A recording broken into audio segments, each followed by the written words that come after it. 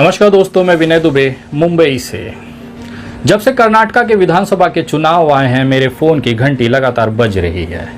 बहुत सारे लोकसभा के सांसद हैं जो मुझे फ़ोन कर ये पूछ रहे हैं कि विनय भाई, कर्नाटक में जो चीज़ हुआ है वो हजम नहीं हो रहा। बहुत सारे रणनीतिक जो टेलीविज़न पे पैनलिस्ट हैं, वो जो बैठते हैं, हमसे बातें शेयरी होती है, उनका भी मुझे कॉल आया कि विनय भाई ये कुछ समझ के बाहर है। कर्नाटका में भारतीय जनता पार्टी का हार जाना जैसा दिखाया जा रहा है, एक्चुअली वैसा है नहीं। आपकी क्या राय है? बहुत सारे लोगों ने मुझे कमेंट किया कि विनय भाई, कर्नाटक के चुनाव पे विश्लेषण बनाइए। ये विश्लेषण तमाम उस जनता के लिए है जो वो चीज़ें देखना चाहते हैं जो आज सोशल मीडिया और टीवी चैनल नहीं दिखा रहे हैं। दरअसल मैं भाजपा के 2016 से लेके अभी तक के हुए सारे चुनाव का रिकॉर्ड और एनालाइज करता रहा हूँ। समय समय पर उनकी रणनीति को समझने की कोशिश करता हूँ। हर चुनाव के पहले भारतीय जनता पार्टी का एक पैटर्न होता है चुनाव की, जिसे हम रणनीति कहते हैं या स्ट्रेटेजी कहते हैं। इसी स्ट्रेटेजी के अंदर कर्नाटका को भारतीय जनता पार्टी ने खुद सजाकर कांग्रेस के सामने रख दिया है। दरअसल भारतीय जनता पार्टी कांग्रेस से हारी नहीं है, उसने ये जीत थाली में परोसकर कांग्रेस के सामने रख दी है। अब आप पूछेंगे ये कैसे हो सकता है कि कोई एक राजनीतिक दल चुनाव लड़े और हारने के लिए लड़े? ऐसा नहीं है। भारतीय जनता पार्टी बहुत अलग तरीके की राजनीति करती है। ये चीज़ों को अगर मैं आपको समझाने की कोशिश करूं तो आपको कुछ तथ्य और आंकड़ों से एक मेल मिलाप कराना होगा, तब आप समझ जाएंगे कि आखिर ये बातें मैं जब कह रहा हूं तो उसका मतलब क्या है। इस सारे चुनाव में सबसे बड़ा मुद्दा क्या था? आपके लिए हिंदू मुसलमान, बजरंगबली, हलाला, बुरखा हो सकता है, लेकिन मेरे लिए जो सबसे बड़ा इम्पोर्टेंट मुद्दा था वो थे वोटर का परसेंटेज, आंकड़े और सबसे बड़ा ईवीएम मशीन।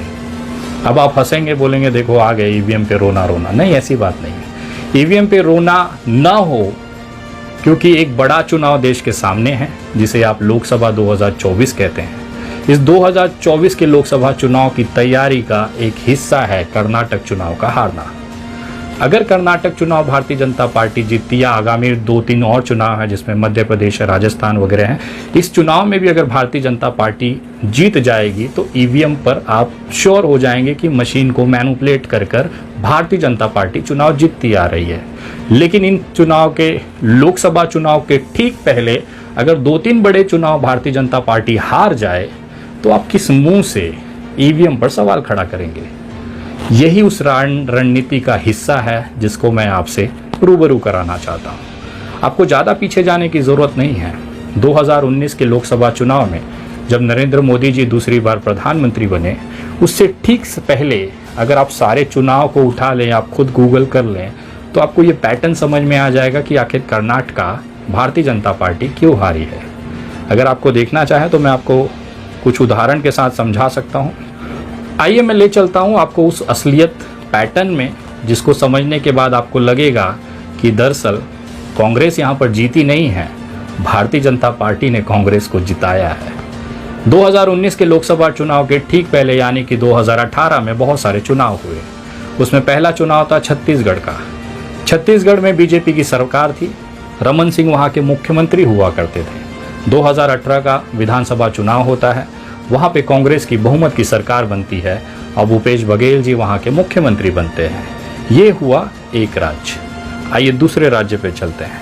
दूसरा बड़ा राज्य है राजस्थान, जहाँ पर ऑलरेडी बीजेपी की वसुंधरा राजे मुख्यमंत्री हुआ करती थी और 7 दिसंबर 2018 को राजस्थान के चुनाव होने के बाद कांग्रेस को पूरी बहुमत मिलती है और वहाँ पे सत्ता बनाती है कांग्रेस, जिसके मुख्यमंत्री होते हैं अशोक गहलोत जी। ये हो गया दूसरा राज्य। आइए तीसरे राज्य की तरफ चलते हैं, जो है मध्य प्रदेश। जी, मध्य प्रदेश, आपने सही सुना।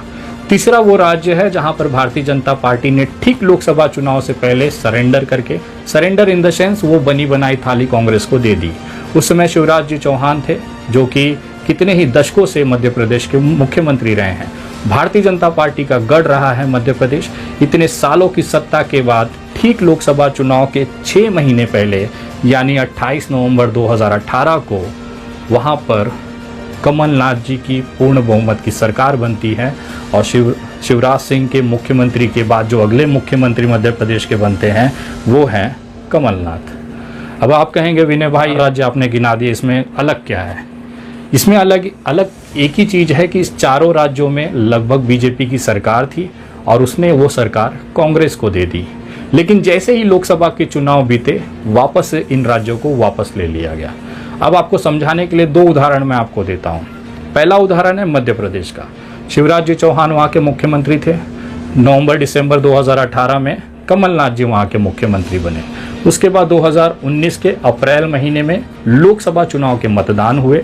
मई 2019 में लोकसभा चुनाव के रिजल्ट आए। नरेंद्र मोदी जी ने दूसरी बार प्रधानमंत्री पद की शपथ ली। उसके बाद ठीक कुछ महीनों बाद मध्य प्रदेश में ऑपरेशन लोटस चलाया गया। लोटस का मतलब जानते हैं? ऑपरेशन लोटस किसी भी तरीके से, चाहे विधायकों को खरीद के, चाहे पार्टी तोड़कर, वहाँ की सत्ता को वापस लिया जाता है।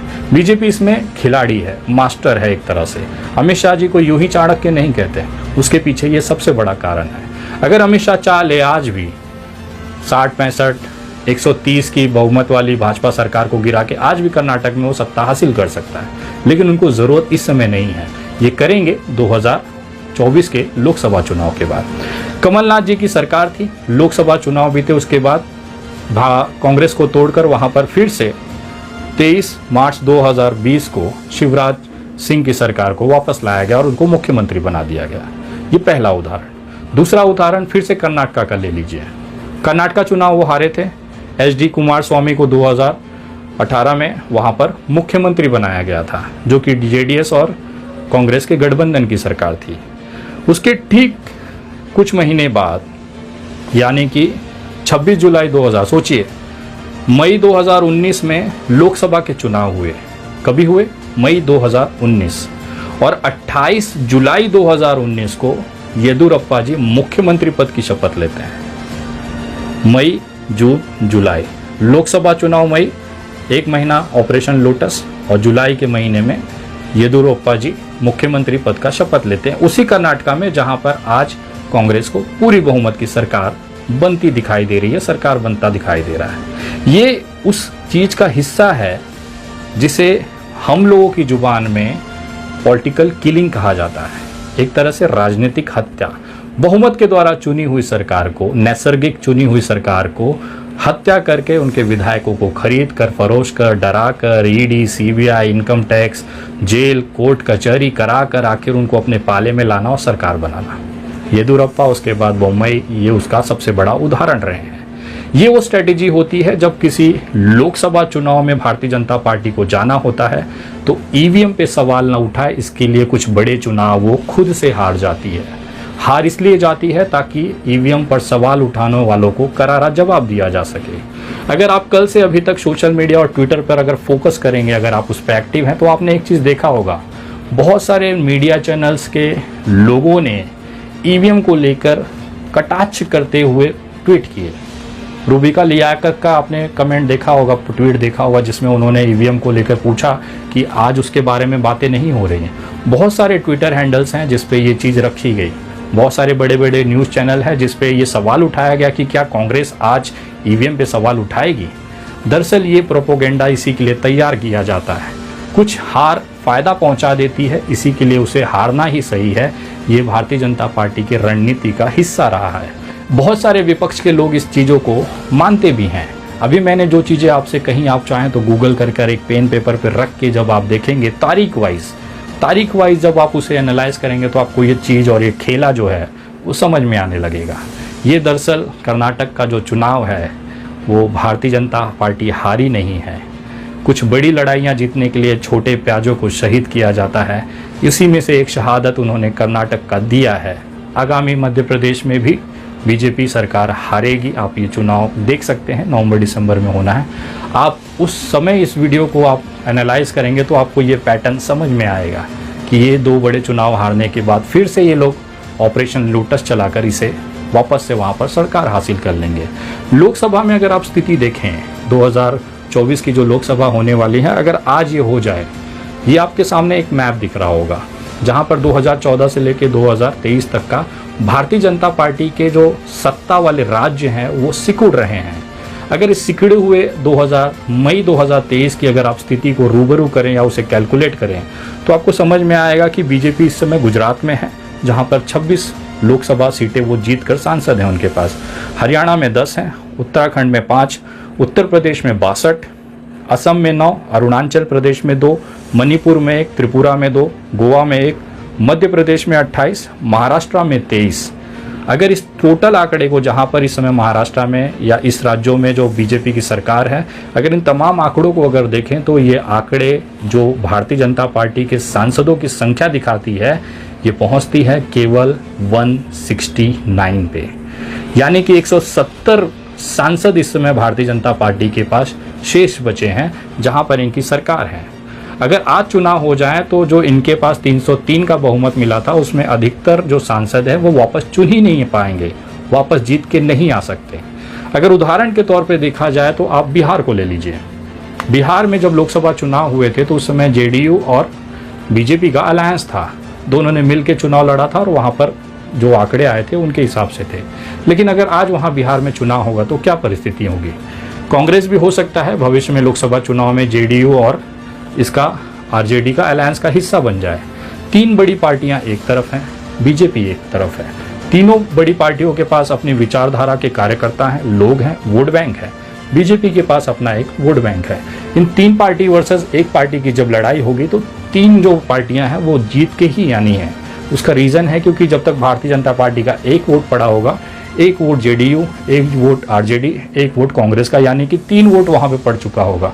1x3 का ये लड़ाई है। महाराष्ट्र में अगर आप स्थिति देखें, इसमें शिंदे और बीजेपी का गुट अगर एक तरफ कर दिया जाए तो 3 बड़ी पार्टियां, जिसमें कि उद्धव ठाकरे, राष्ट्रवादी कांग्रेस पार्टी और कांग्रेस एक तरफ है। जब तक भाजपा और शिंदे गुट का 1 वोट पड़ेगा, इन 3 पार्टियों के 3 वोट पड़ चुके होंगे।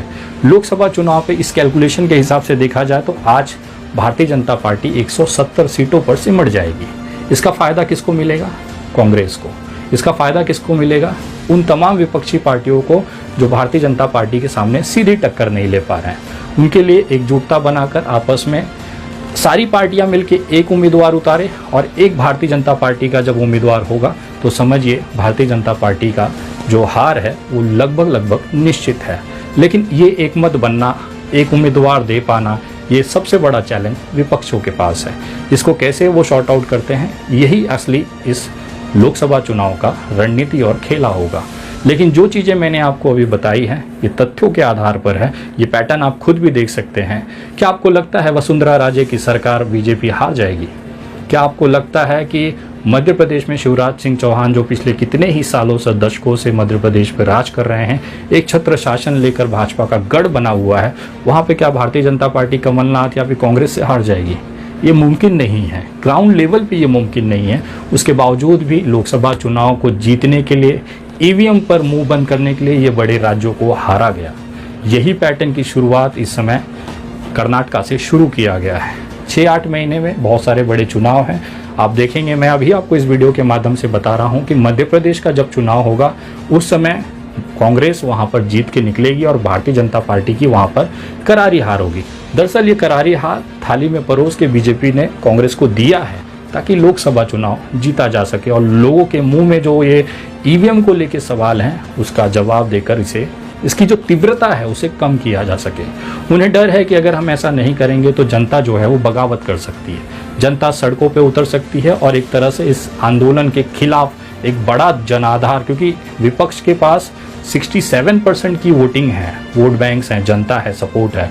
कांग्रेस के बीजेपी के पास केवल 30% का हिस्सा अगर आप पकड़े, 33% का हिस्सा पकड़े तो भी नाकाफी है इतने बड़े जन आधार, इतने बड़े आंदोलन के खिलाफ। ये चीज़ें हैं जो भारतीय जनता पार्टी का डर है।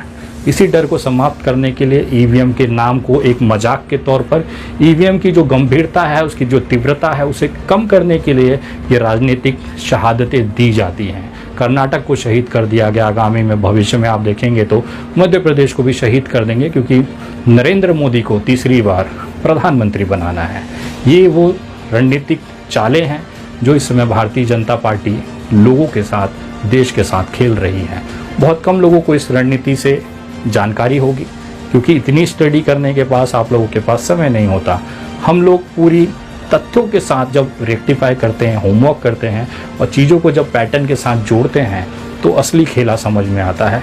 और कर्नाटक चुनाव में हारना इस एक रणनीति का पहला कदम था। आने वाले समय में आप बहुत आश्चर्यजनक चुनाव देखेंगे और लोकसभा में 300 से ज़्यादा सीटों के साथ भारतीय जनता पार्टी फिर से बहुमत की सरकार बनाएगी अगर यही पैटर्न और यही चीज़ें चलती रही।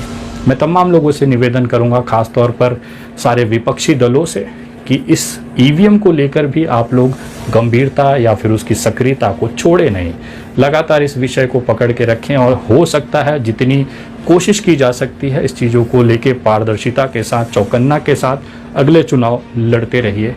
आपको मैं दावे के साथ कहता हूं कि अगर आज देश में निष्पक्ष या फिर एक बिना प्रभाव के, बिना मशीनों के इंटरफेयर के अगर चुनाव हो तो भारतीय जनता पार्टी 100 सीटों के अंदर सिमट सकती है। क्योंकि जनता ने को जिस तरह से उन्होंने हलाल किया है, जनता को जिस तरह से उन्होंने कष्ट दिया है, बेरोजगारों की समस्याओं पे मुंह बंद कर लिया, किसानों को कितने ही दिनों तक आंदोलन करने पे मजबूर किया, वो सारा गुस्सा लोगों के अंदर है। जब वो मतदान करने जाते हैं तो वोट भी उसी के खिलाफ पड़ता है, लेकिन कुछ ऐसी चीज़ें हैं जो मैनेज हो जाती हैं, जिसके बाद पता चलता है कि उनका जो गुस्सा था, जो जायज़ गुस्सा था, मतदान करने के बाद भी वो सॉर्ट आउट नहीं हो पाया। मैं किसी पे प्रश्न चिन्ह नहीं खड़ा कर रहा हूँ, लेकिन जो ग्राउंड रिपोर्ट्स आती हैं, जो तथ्य मुझे दिखाई देते हैं, जो figures election commission of India और बाकी जो सरकारी संस्थाएं देती हैं, वो देखने के बाद हकीकत से जब मैं रूबरू देखता हूँ तो वो कहीं भी मैच नहीं पाता, जुड़ नहीं पाता। यही कारण है कि सवाल और शंका पैदा होते हैं। अब तमाम लोगों से मैं जानना चाहता हूं कि क्या ये जो बातें मैंने आपको कही हैं, इस पर लेकर आपकी क्या राय है, इसको लेकर आप कमेंट करके मुझे ज़रूर बताएं। ये वीडियो हर भारतीय के मोबाइल तक पहुंचाना अब आपकी जिम्मेदारी है। तथ्य मैं खोज के लाता हूं ताकि ये देश की जनता तक पहुंच सके। इसके लिए सबसे ज़रूरी है ये वीडियो देखने के बाद आप तमाम अपने व्हाट्सएप ग्रुप, अपने पर्सनल जानने वालों तक इसके URL लिंक्स या फिर वीडियो डाउनलोड करके उन तक ज़रूर पहुंचाएं, क्योंकि ये छुपे खतरनाक जो स्ट्रेटेजी है, राज हैं, इन लोगों को पता होना ज़रूरी है ताकि वो सचेत रहेंगे। आगामी भविष्य में इसका हमारे देश को बचाने में बहुत बड़ा योगदान होगा। अगली वीडियो बहुत जल्द, तब तक जय हिंद, जय महाराष्ट्र।